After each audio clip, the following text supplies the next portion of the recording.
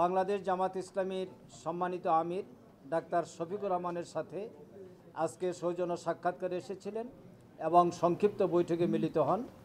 এই বৈঠকে ছিলেন নায়েবে আমির সাবেক এমপি ডাক্তার সৈয়দ আবদুল্লাহ মোহাম্মদ তাহের, সহকারী সেক্রেটারি জেনারেল জনাব এহসানুল মাহবুব জুবায়ের। এখন এই বৈঠকের উপরে সংক্ষিপ্ত ব্রিফিং পেশ করছেন সম্মানিত নায়েবে আমির ডাক্তার সৈয়দ আবদুল্লাহ মোহাম্মদ তাহের।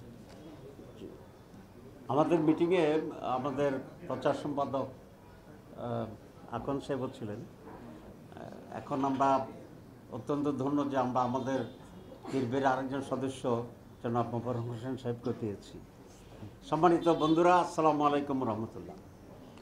আপনারা ইতিমধ্যেই আমাদের মোহতারাম আমির জামাতের প্রেস ব্রিফিংয়ের মাধ্যমে জানতে পেরেছিলেন যে আমরা ইউরোপীয় ইউনিয়নের দাওয়াতে ব্রাসেলসে গিয়েছিলাম এবং সেখানে ইউরোপীয় ইউনিয়নের অন্তর্ভুক্ত বিভিন্ন প্রতিষ্ঠানের সাথে এবং সুইডেন গভর্নমেন্টের বিভিন্ন প্রতিষ্ঠানের সাথে আমরা সাক্ষাৎ করেছিলাম।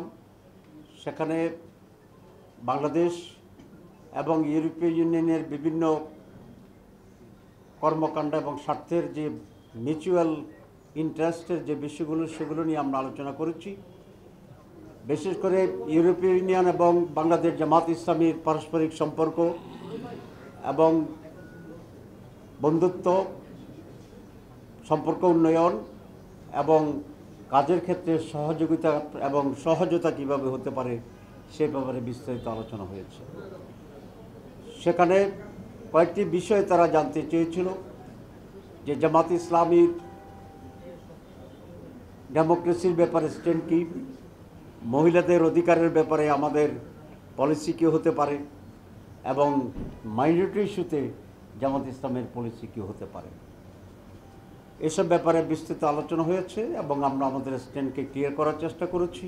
আমরা মনে করি তারা এটাতে কনভিন্সড হয়েছে এবং আপনারা জানেন যে বাংলাদেশের হাইয়েস্ট গার্মেন্টস এক্সপোর্ট হয় ইউরোপের ভিতরে।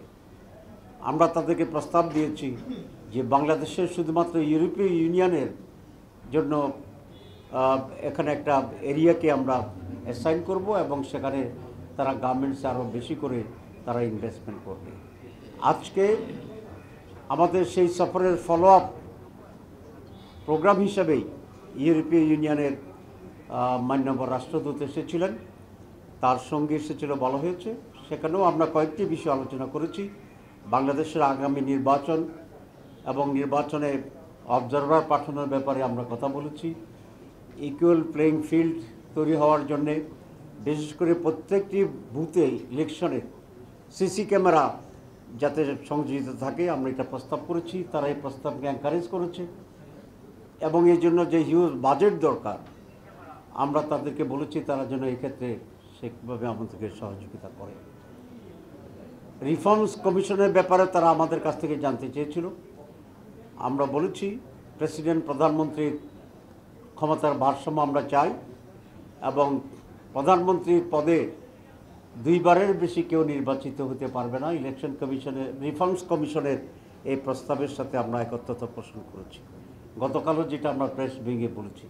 সুতরাং এই সকল বিষয়েই আজকে মূলত আলোচনা হয়েছে এবং তারা বলেছেন তারা বাংলাদেশের সাথে কাজ করবে এবং বাংলাদেশ জামাত ইসলামীর সাথেও তারা কাজ করবে এবং পারস্পরিক আলোচনার ভিত্তিতে আমরা দুই পক্ষই কীভাবে বেনিফিটেড হতে পারি এ বিষয়ে তা আলোচনা অব্যাহত থাকবে।